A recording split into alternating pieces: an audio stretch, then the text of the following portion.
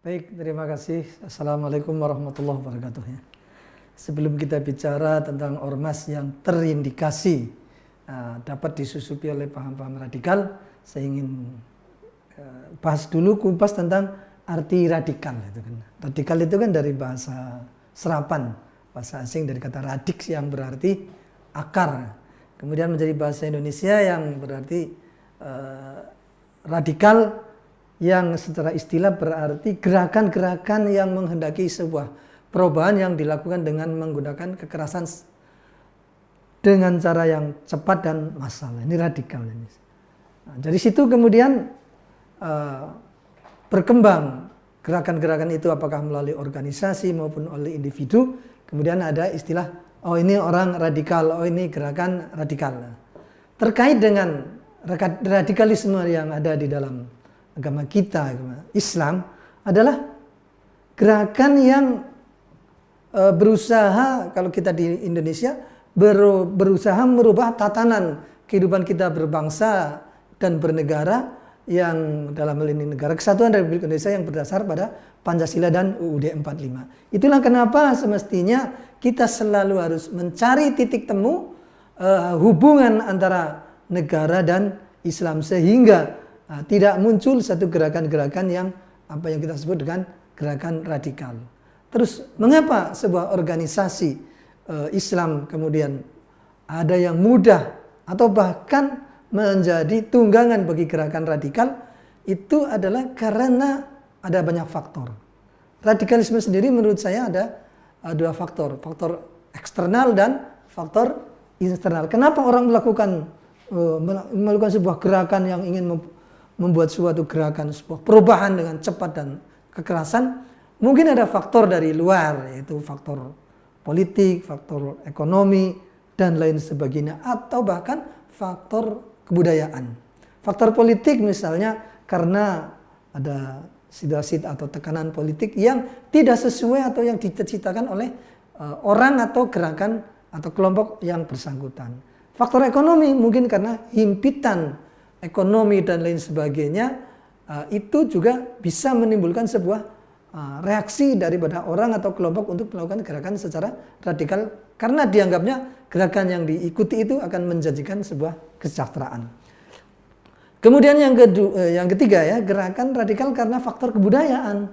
Karena apa? Karena memang di dalam internal umat Islam itu sendiri, kita mengakui atau sebuah fakta bahwa ada yang mempertentangkan antara budaya Barat dengan budaya Islam, ada yang sifatnya bukan mempertentangkan tetapi mencari titik temu, mana yang positif kita ambil, mana yang negatif kita tinggalkan. Tapi ada sebuah kelompok yang menghadapkan antara budaya Islam dan atau peradaban Islam dan peradaban Barat. Itu semua adalah gerakan sebab-sebab munculnya gerakan radikal yang bersifat eksternal. Ada lagi yang gerakan-gerakan radikal yang muncul karena faktor internal umat Islam itu sendiri. Yaitu antara lain karena memang ajaran-ajaran yang mengajarkan misalnya tentang negara Islam. Nah, yang kedua, adanya organisasi yang tidak memiliki perangkat lunak. Kalau ibarat komputer kan ada perangkat lunak, ada perangkat keras ya, aplikasi. Nah, kita memahami ajaran Islam itu bukan hanya dari Al-Quran dan hadis dan buku-bukunya, tapi ada perangkat lunak, ada softwarenya. Bagaimana sebuah teks keagamaan dari sebuah konsep operasional, dari doktrin yang bersifat normatif menjadi konsep yang bersifat operasional. Dari doktrin normatif kepada konsep operasional itu memerlukan keterlibatan pemikiran manusia.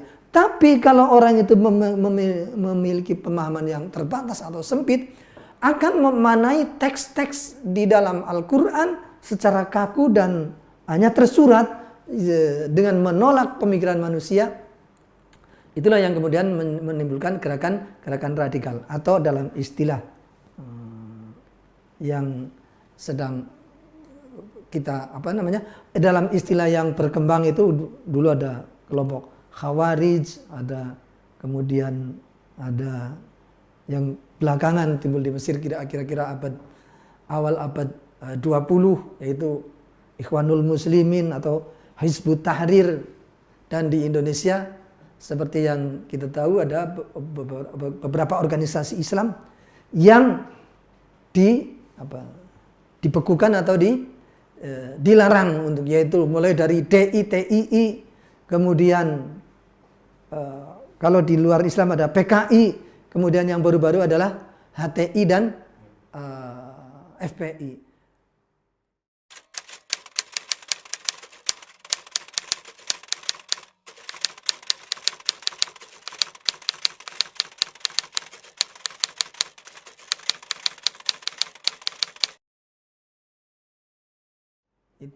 Itu tadi yang saya sebut, karena tidak memiliki perangkat lunak di dalam menerjemahkan Islam dari doktrin normatif menjadi konsep operasional. HTI dan FPI menurut saya dua hal yang berbeda ya. Kalau HTI itu memang di Indonesia namanya HTI, tapi kalau internasional adalah Hizbut Tahrir. Itu yang mengandekan adanya sebuah pemerintahan atau berdirinya sebuah negara berdasar sistem khilafah. Nah, tekstualnya begitu, tekstual. Kemudian kalau FPI sebetulnya jargonnya adalah NKRI bersyariah. Nah, ini tidak termuat dan tidak ada dalam teks undang-undang negara kita. NKRI tanpa syariah. Nah, jadi ada dua hal yang berbeda. Nah, satu yang saya ingin pertama mengupas adalah tentang Hizbut Tahrir yang ingin mendirikan khilafah. Oke, khilafah. Harap diketahui bahwa khilafah itu sendiri sebagai sebuah sistem di dalam perpolitikan Islam itu adalah hasil pemikiran manusia. Bukan merupakan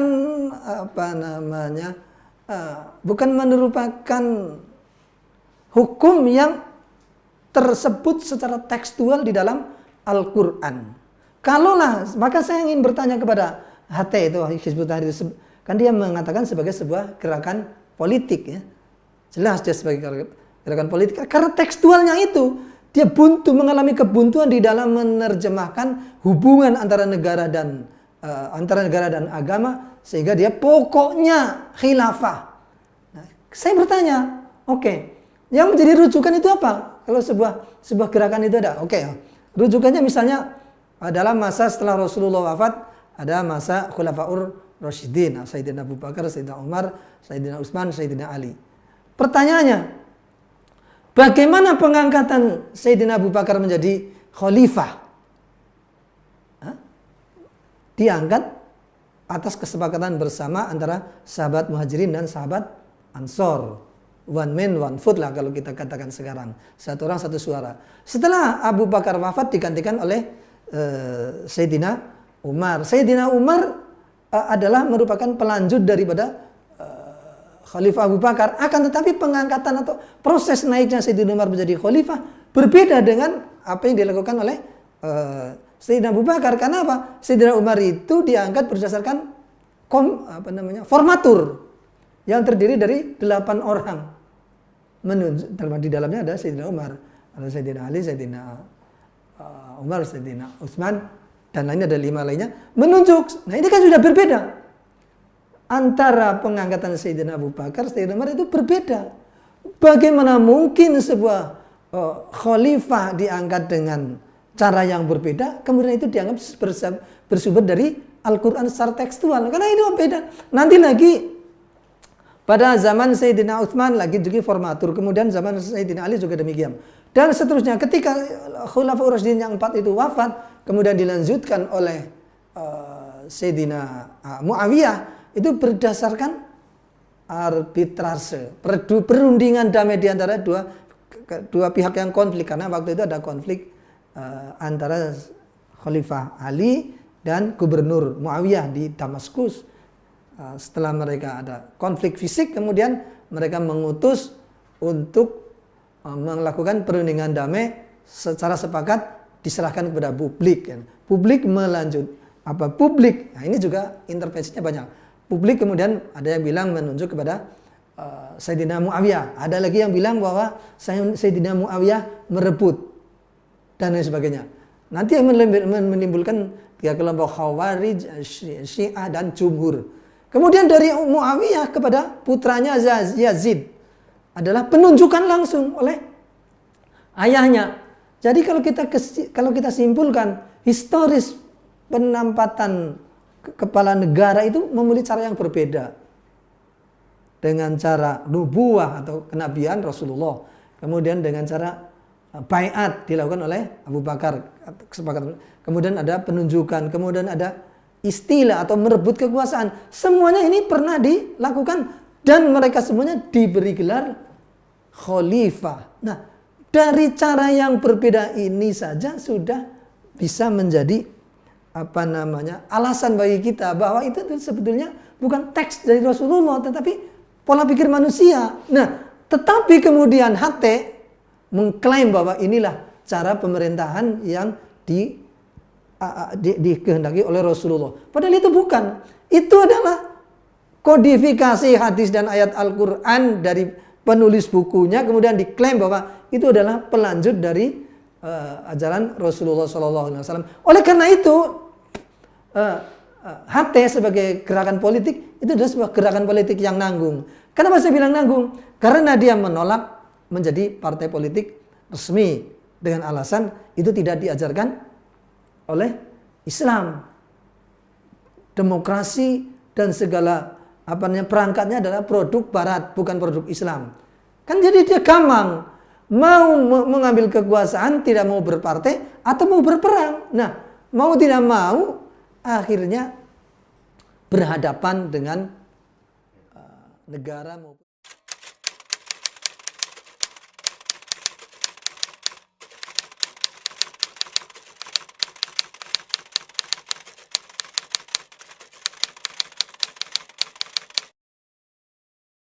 itu yang saya sebut tadi, organisasi yang tidak memiliki software atau perangkat lunak untuk merekrut anggota. Pokoknya Islam dibela, pokoknya sesuai dengan Al-Quran, hadis dibela. Saya ingin contohkan, misalnya nih ada dua organisasi besar Islam di Indonesia lah, dan tentu ada yang lain juga. NU, sudah jelas, cara pandangnya harus bermadhab, mengikuti salah satu madhab 4, kalau yaitu di dalam fikih Maliki, Hanafi, Syafi'i dan Hambali. Kalau tidak ya nggak bisa masuk NU. Kalau masuk NU harus demikian. Nah, ini semuanya membawa pikiran-pikiran yang moderat karena terseleksi. Kemudian dari sisi politik, NU menganggap bahwa negara Republik Indonesia berdasar UUD 45 Pancasila adalah sebuah perjuangan final umat Islam. Tinggal bagaimana mengisinya. Jadi otomatis kader ataupun orang yang ingin menjadi anggota harus lulus dulu di sini. Nah, ini software inilah yang dapat menyeleksi apakah sebuah seseorang atau kelompok akan terindikasi atau tidak dalam gerakan transnasional. Nah, kalau tidak punya perangkat lunak untuk menjaring dan menyaring calon anggota, akibatnya gitu. Pokoknya Islam itu dibela, pokoknya yang membela Quran hadis itu dibela. Padahal semuanya juga membawa nama Islam, membawa bendera Islam, nah akhirnya kan jadi bingung. Maka harus dipertegas. Ya kalau kita bilang Islam yang mana ini kan begitu jadinya. Nah dari situlah nanti akan terjaring dan tersaring mana yang terindikasi radikal, mana yang tidak.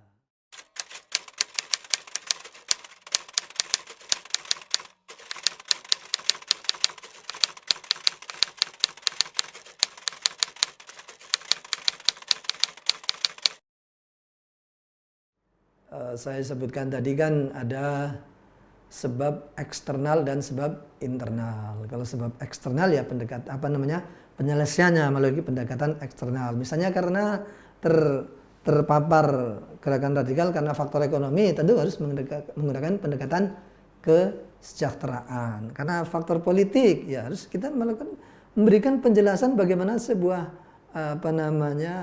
gerakan politik di Indonesia yang berdasar UUD 45 Pancasila itu adalah merupakan gerakan yang Islami, itu penyadarannya lewat situ.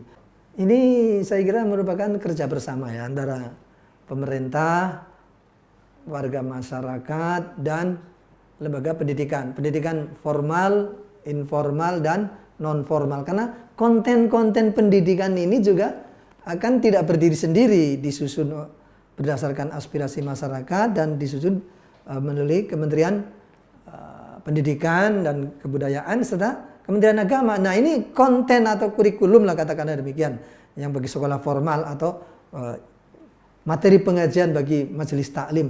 Ini tentu harus diberikan pencerahan dan bimbingan agar tidak disusupi oleh ajaran-ajaran yang mengandung radikalisme. Karena kita beberapa tahun lalu ada contoh-contoh soal yang kemudian akhirnya ditarik kembali oleh Kementerian Agama. Karena apa? Soal-soal dalam ujian semester itu ternyata mengarah kepada soal-soal yang bersifat menunjukkan khilafah.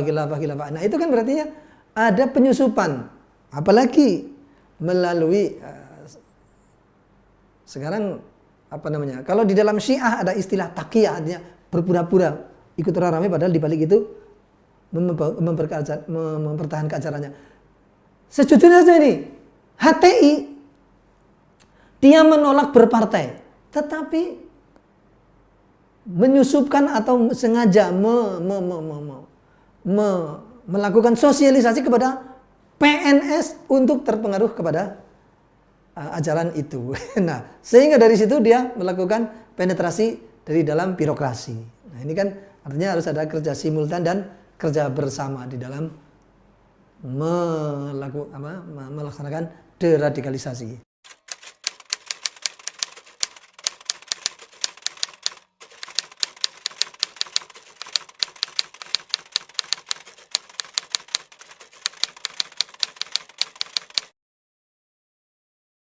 Pemerintah bisa bekerja sama dengan organisasi Islam yang memiliki legitimasi kuat sebagai organisasi yang memiliki wawasan moderat, seperti misalnya NU dan Muhammadiyah. Nah, bekerja sama ini nanti dituangkan bisa dalam bentuk agreement antara pengurus organisasi tersebut dengan kementerian teknis ya, melalui apa sih itu? Yang kita melalui kan banyak banyak cara lah ya, mulai dari pendidikan non formal, informal sampai pendidikan formal itu. Mungkin melibatkan beberapa lembaga, ada Kementerian Agama, Kementerian Pendidikan, terus Kementerian Pertahanan, Menhan ya. Kemudian ada bila perlu ada ya ada kebersamaan apa namanya itu Badan Penanggulangan Terorisme dan BNPT ya, itu kan itu bisa itu, dan itu saya kira sudah dilakukan di MUI juga. Saya tahu ada kerjasama antara BNPT dengan Badan Penanggulangan Ekstremisme dan Terorisme, karena di MUI ada lembaga yang namanya Badan Penanggulangan Ekstremisme dan Terorisme. Itu sudah ada agreement antara ketua BNPT dan ketua BPET. Jadi ini, tapi itu kan beragreement pada tingkat pelaksanaan nanti yang harus melibatkan orangnya secara massal. Saya kira itu kan sudah dibuat juga peraturan. Pesan terakhir, belajar agama secara tuntas kepada orang dan kepada orang atau lembaga yang mempunyai otoritas mengajarkan agama, bukan melalui Google atau belajar secara instan dan tidak berurutan. Itu akan menimbulkan pemahaman agama yang sumbang. Sekian.